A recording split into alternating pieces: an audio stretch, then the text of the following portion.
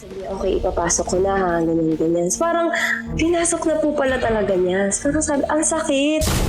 At mas pag-uusapan. Na-rape po ako ng isang pare.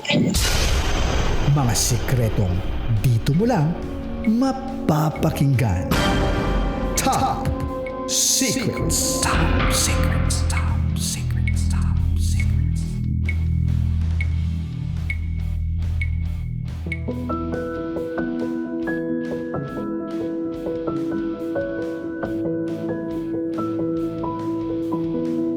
Good evening Luzon, Visayas, Mindanao, Metro at Mega Manila.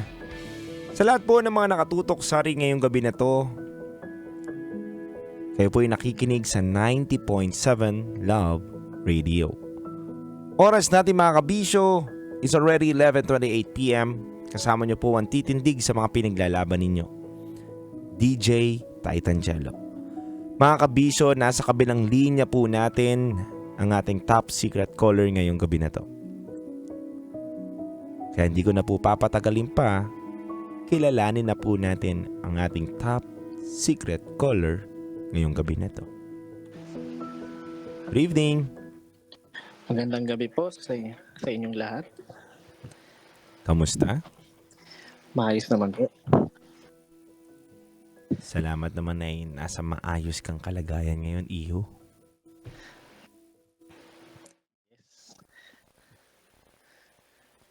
Anyway, anong pinagkakabalahan mo ngayon? Currently, ako ay nag-resign sa aking trabaho. Mhm. Ako ay naghahanap ng mas magandang opportunity. Maaari po bang palakasan muna yung inyong boses? Ayan. Hello? Yan. Rinig na ba ako? Yan, loud and clear. Loud and clear na ba? Yes. Sa lahat po ng mga kabisyo natin ngayon na nakatutok on air and online, mga kabisyo, hindi po to replay. Gusto ko lang po linawin, yung caller po natin ngayong gabi na to ay second time niya na pong tumawag sa atin. Binibiro ko nga po mga kabisyo na parang nanliligaw siya sa atin, kabisyo. Kasi second time niya na po mga kabisyo. So, sa pagkakataon na to, nagbigay po tayo ng chance. Dahil naka 17 miss call po sa atin itong taon to. Siyempre, lunes na lunes ayaw natin na mang-cancel ng tao, 'di ba? Papasok ang Chinese New Year, good vibes lang tayo. So, kilalanin na muna natin kung sino ba ang ating caller ngayong gabi na to. Anong pangalan? Ako nga pala si Alexis ng Calamba City, Laguna. I'm 38 years old. 38 years old from Calamba, Laguna. Alexis, ano ang top secret mo? Ang aking top secret ay binigay ko lahat sa taong mahal ko na hindi alam lahat ng mga kaibigan ko at ng aking pamilya. Nagsimula siya noong may friend ako na nagbebenta sa akin ng nag-advise sa akin ng financial. So, nagbebenta siya sa akin ng plan, and then habang nagdi-discuss kami, may tumatawag sa kanyang tao na kailangan din ng tulong niya. So, tinanong ko sino yung tumatawag. And then sinabi niya na friend niya. And then nireto niya sa akin. So parang bigla out of the blue sabi niya, ayaw nga pala, single nga pala ito. Kasi alam kong single ka rin. Pwede mong itry sa kanya, no? Pero yung taong yun, yung kakamiting ko before, close friend ko naman siya, so alam niya yung status ko. By the way, sa mga nakikinig, ako po ay isang bisexual. So, nireto niya sa akin, yung tumawag sa kanya, yung friend niya. And then, pinakita niya sa akin yung Facebook account. So, at first glance, nakita naman ako sa kanya. Mhm. Mahilig ako sa mga chinito. Mhm. Chinitong moreno. Buti maputi ako, sir. Hindi ako mahilig sa maputi. Mahilig ako sa morenong Yeah. chinito. Maraming salamat. Safe ka na. Tapos, and then, nakita ko, in-stalk ko yung Facebook account niya, then, in-stalk ko yung Instagram account niya. So, lahat ng social media account niya, in-stalk ko. And then, siguro pinalipas ko ng mga ilang araw, nag-message na ako sa kanya. So, ang unang message ko ay just saying hi, no? Hindi ako nagmi-miss call na 20 miss call. Kaya nang ginawa ko. Kumbaga, nag-message lang muna ako sa kanya ng hi, kamusta? So, good morning. Mhm. Usually, yun yung mga ginagawa natin na first approach do sa tao, no? Mhm. So, then, naghintay lang ako ng ilang araw. Akala ko magre-reply siya agad eh. So, naghintay pa ako ng mga ilang araw. Then, doon siya nag-reply. Yung pala, yung financial advisor ko, kinausap pala siya. Nireto din ako sa kanya. So, yun. Kaya siya nag-message back sa akin. And then, nagkakilalan kami. Getting to know sa chat, ganon. And then, nagtatrabaho siya sa isang well-known university sa Manila. Mhm. And, isa siyang secretary doon. So, sa mga nakikinig, no, just to clear, tago natin yung aking nililigawan sa pangalan na si Ryan. Si Ryan. So, yes.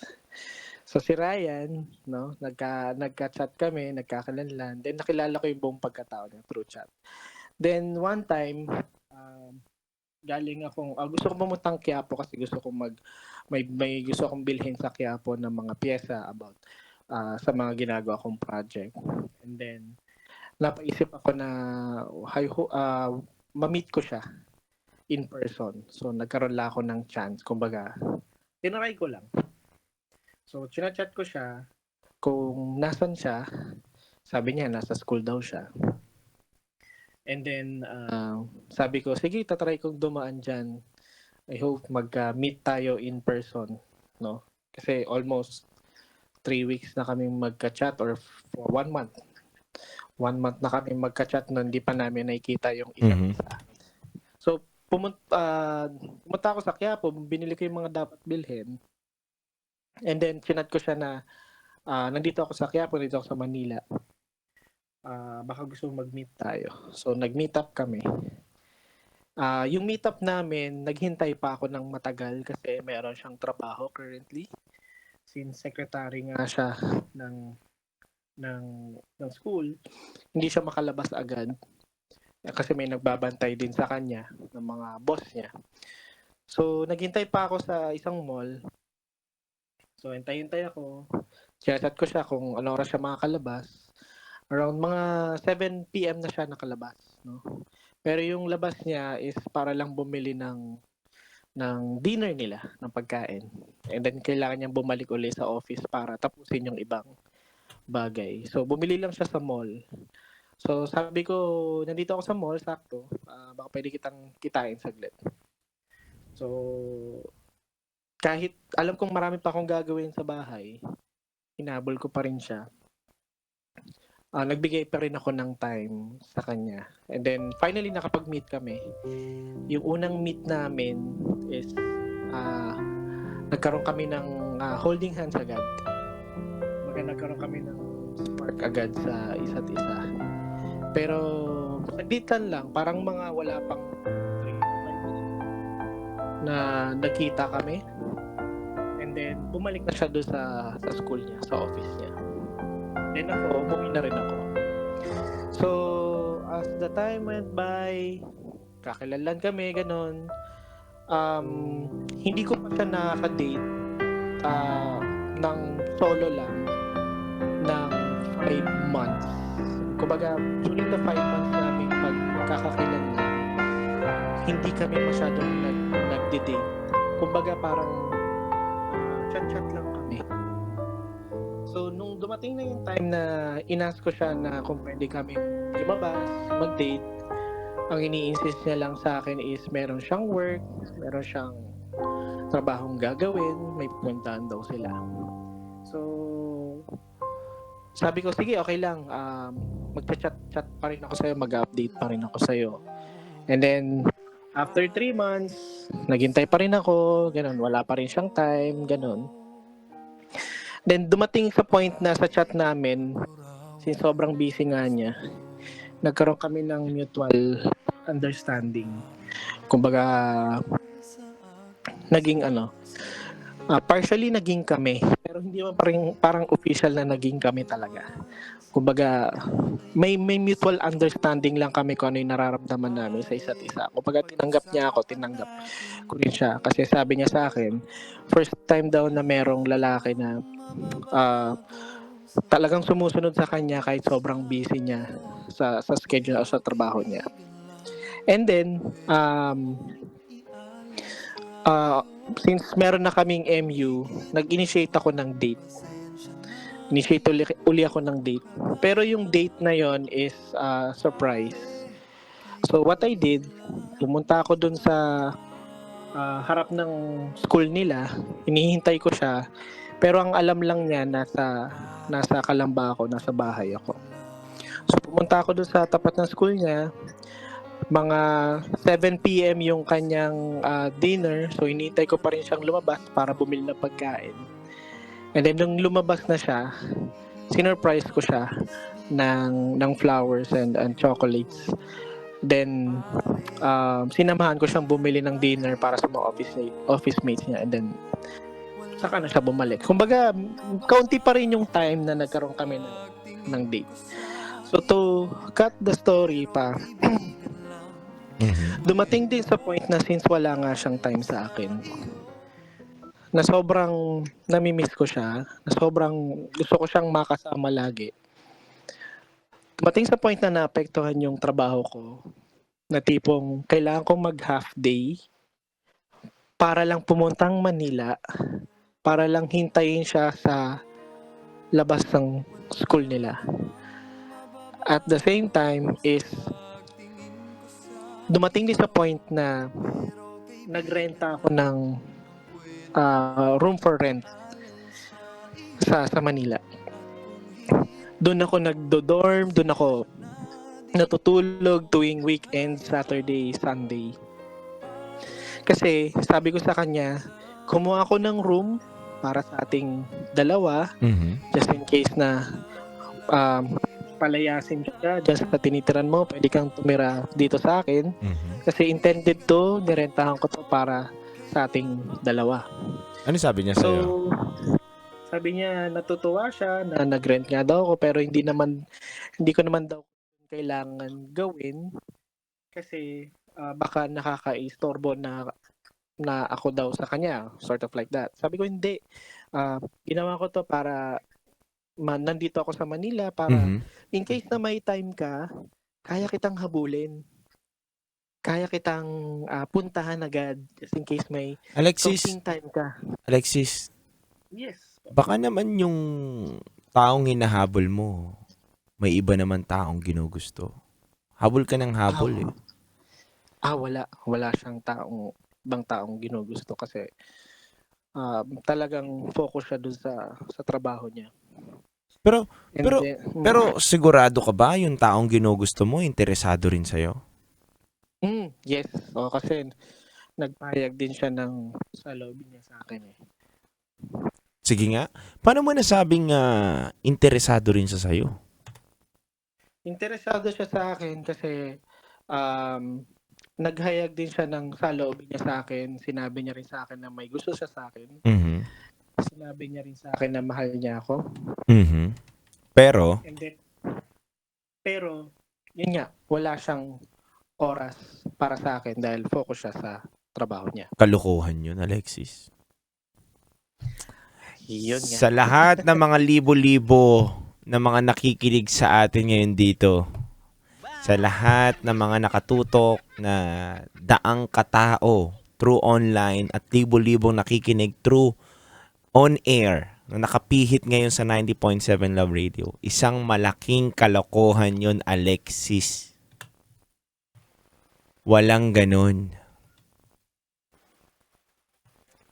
Kung mahal ka ng isang tao, gagawa ng paraan yan. Kalokohan na walang time dahil sa trabaho, that's baloney. Alam mo ba yon? Ako isa sa mga pinaka-busy tao sa mundo. Alam yan ng mga pamilya ko, kasama ko sa tahanan. Pero, hindi ko sinabing, hindi kita kayang mahalin. Hindi ko kayang bumuo ng pamilya dahil busy ako sa trabaho. Kalokohan, isang malaking kasinungalingan.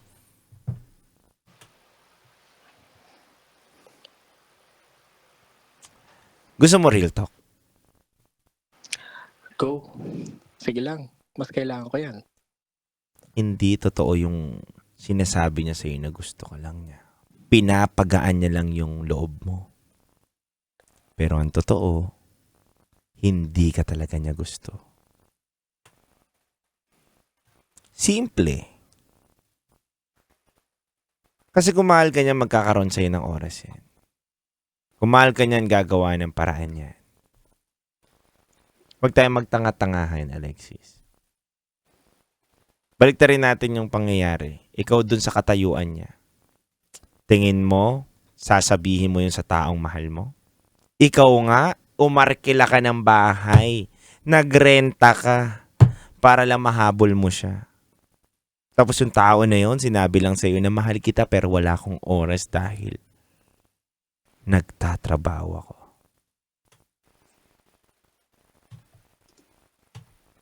Diba?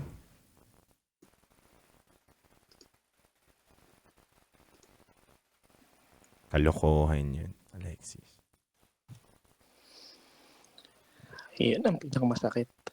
Pero, kamusta ka naman na ngayon? Tingin ko naman, matagal naman na yata itong pangyayari na to. Oo. Sobrang natauhan ako dyan kasi alam mo yung inalay mo lahat no? Yung pera mo, panahon mo, pati trabaho mo naapektuhan Nag-leave ka, sobra naapektuhan ako niyan. Although pumunta din naman siya dun sa tinutuluyan kong dorm. Alam mo bang bumili pa ako ng mga gamit niya, tsinelas niya, sabon niya, shampoo niya. Parang binabahay ko na siya Diba? So, ganun yung naging approach ko sa kanya na parang gusto ko siyang makasama. Pero wala siyang oras para sa akin So, dumating sa time na kailangan ko nang lisanin yung dorm. Yung pagkalisan ko ng dorm, yung tsinelas niyang hindi nagamit, yung sabon, yung shampoo, yung toothpaste, toothbrush na hindi niya nagamit. So, niligpit ko na lang, pero tinapon ko na lang siya kasi hindi siya, hindi siya worth keeping Kumbaga. Nung naglilisan na ako sa dorm kong yun, bumabagyo nun sakto So, bigla siya nag-chat sa akin.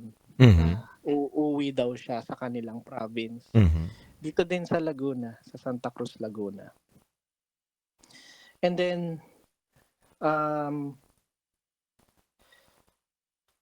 sabi ko, sige, sabay tayo kasi pauwi na rin ako.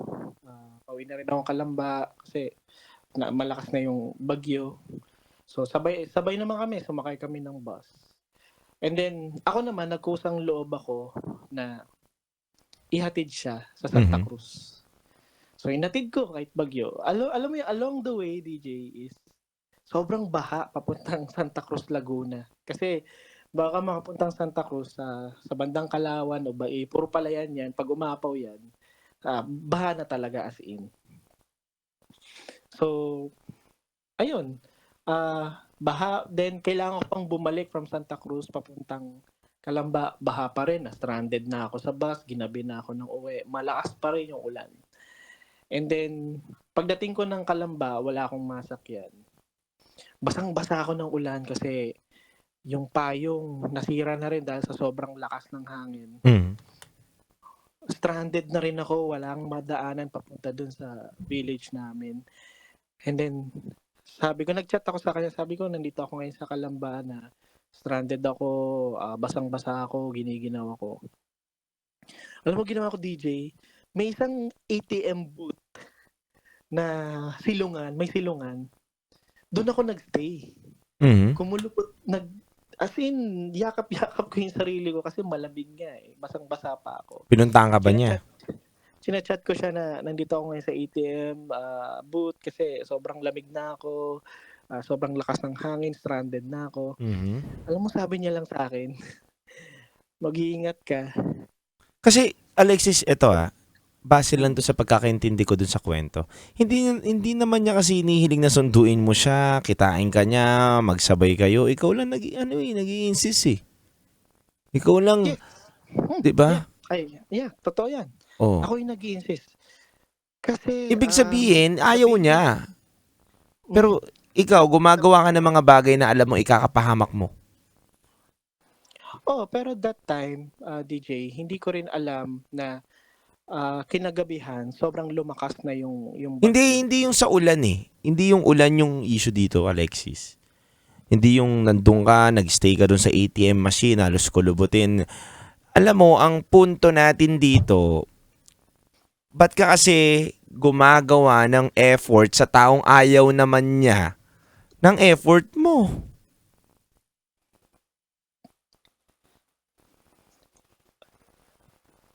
Diba? Kumbaga, ba't ka nagmamahal ng taong hindi ka naman mahal? Ba't ka naggumugusto sa taong hindi ka naman gusto? Tagalog yun. Napakadaling itindihin, Alexis. Yun, Alexis, kitang-kita mo na sa kwento mo. Ito na, para mapabilis natin tong kwento na to. Kasi alam ko patutunguan lang nito eh. And alam ko naman na nag-end kayo sa hindi kanya gusto. Tama ba ako, Alexis?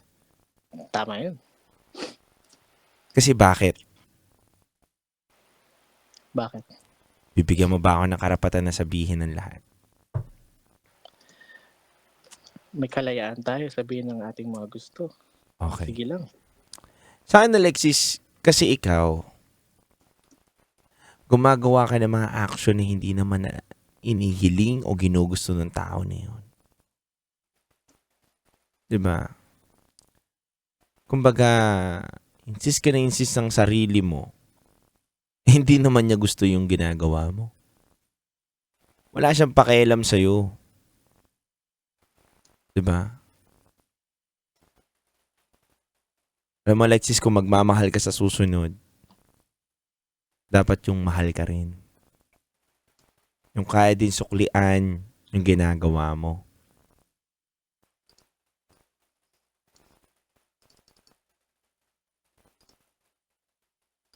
Lang yun eh, napaka-simple, Alexis. Kasi, hindi naman natin pwedeng sisihin dito yung guy. Diba? Nagminamahal mo. Dahil yung guy na yun, wala naman siya kasalanan eh. Ikaw insist na insist eh. Ikaw yung makulit eh. Diba? Ikaw yung parang sunod na sunod sa kanya eh.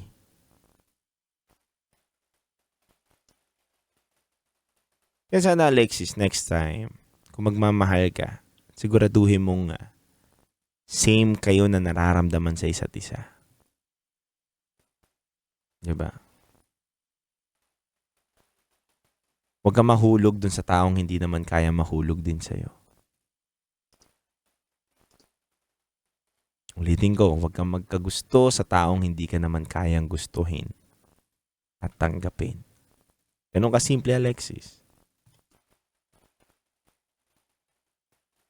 May gusto ka pang sabihin? Siguro nga, tanga na akong tanga. Sorry for the word. Pero Alexis, alam mo, masarap maging tanga. Totoo yun. 'Di ba? Yeah. Dumarating tayo talaga dyan sa puntong yan. Papakatanga tayo.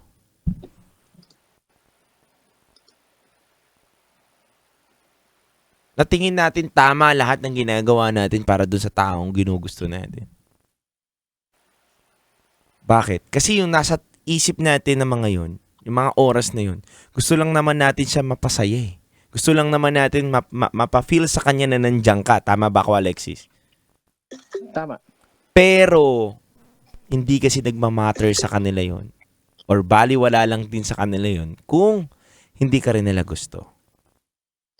Alam mo sa pagkakataon na yan na sinasabi mo nagpakatanga ka, totoo nagpakatanga ka. Pero sa pagpapakatanga natin o sa pagkakasira o pagkawarak ng sarili natin dahil sa pagmamahal, huwag ka mag-alala. Hindi ibig sabihin katapusan na yan o end game na ng sarili mo. No. Ito pa lang ay simula ng iyong sarili upang maintindihan mo na kung ano ba yung dapat mong tamang gawin.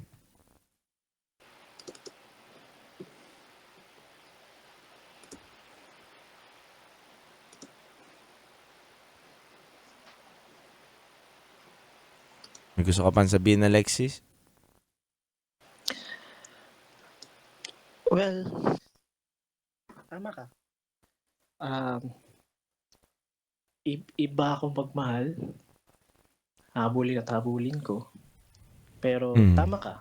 It's an eye-opener na hindi ako dapat nagmamahal sa taong hindi naman ako mahal. And natutunan ko siya eventually in the past years. Hindi ako dapat nagbibigay ng oras, ng atensyon, ng effort sa taong hindi naman kayang ibalik yun. Pero hindi. Na-realize kong, okay, hindi ako perfecto. Tao lang din ako. Nagmamahal. Pagmahal ko ang tao, ginagawa ko yung gusto kong gawin. Kasi mahal ko siya. Ginagawa ko yung mga bagay. Kasi mahal ko siya. Tama ka. Nagmahal lang ako sa maling tao na hindi kayang ibalik yung pagmamahal na gustuhin ko rin. Yes. Well, natuto din ako doon. Kaya, itong mga nakarang karelasyon ko, mas inuusisa ako, mas tinitingnan ko, mas maging mapanuri ako. Kapag hindi kayang ibigay ang oras, attention, or effort, hindi ko na siya in-entertain. Kasi sa sobrang grabing magbigay ako ng effort, attention, oras, kung hindi kayang ibigay yun, hindi mo rin ako kayang mahalin. Yun yung para sa akin. Agree. Alam mo, may mas deserving na tao sa pagmamahal mo. And I hope, kung natagbuan mo na ngayon, edi congrats. Kung hindi pa, darating din yung panahon na makikilala mo siya, Alexis. Yeah, totoo. Tama ka dyan. Any last words, Alexis? Gusto ko kitang batiin ng Happy Chinese New Year, ha? Oo nga, 4 minutes na lang. Well, last word siguro kung magmamahal tayo ng taong gusto natin, usisain nating mabuti, alamin nating mabuti, ano yung pagkatao niya, kaya niya bang ibalik yung pagmamahal na binibigay natin. And yun yung take natin for tonight, no? Kung hindi niya kayang bigyan kayo ng oras, tama na, tigilan nyo na yan. Kasi sabi mo nga simpleng update nga lang, di ba? Ilang segundo lang para maibigay yung update Tama ka rin, walang busy tao kapag gusto mo magmahal di ba? Tama yun. Kasi ako, sobrang busy kong tao, pero nagagawa kong puntahan siya. Nagagawa kong magkaroon ng oras sa kanya. Pero siya, hindi niya kayang ibalik sa akin. So, mali ko, nag-expect ako na ibabalik niya yun. Pero hindi pala dapat ganon na nag-expect ka. Kapag may mga taong hindi kayang ibigay yung oras, attention, effort, hindi mo na dapat i-entertain. Yun lang, DJ. Thank you so much, Alexis. I hope na mahanap mo yung tamang tao sa buhay mo. At syempre, sa lahat ng mga kabisyo natin na nakatutok ngayon, in behalf ng mga kabisyo natin, nagpapasalamat kami, Alexis, kasi ang ganda rin ng take-away namin ngayong gabi na to, na dapat matuto kaming magreserba din sa sarili at wag ubos-ubos ng pagmamahal. Lalo na kung sa maling tao mo naman inaalay. So Alexis, maraming salamat. God bless, Alexis. Maraming salamat din. Thank you and God bless, Alexis. Thank you. Mga kabisyo, napakinggan po natin si Alexis ngayong gabi na to at napakinggan po natin ang kanyang storya na alam nyo, nakakalungkot din, no? Na umaabot tayo sa punto na parang nagiging stalker na tayo, nagiging paranoid na tayo, or nakagawa na tayo ng weirdo na sa paningin ng iba. Pero dahil nga nagmamahal tayo, nagagawa kasi natin yun. Totoo yun may mga kakilala ko kabisyo na sobra-sobra yung naging effort. Pero yung binubuhusan pala nila ng pagmamahal ay hindi naman pala sila gusto. Kaya masakit din yun. May mga tao kasi mabilis mahulog eh. May mga tao kasi talaga na katulad ni Alexis na parang pakitaan mo lang ng mga bagay na pwede siyang kiligin, tingin niya mahal mo rin siya. May mga ganun talagang tao, kabisyo. Kaya kung ikaw hindi mo naman mamahalin o gugustuhin yung isang tao, huwag ka na magpakita ng motibo. 'Di ba? Dahil kuwawa lang din yung tao. At the end of the day,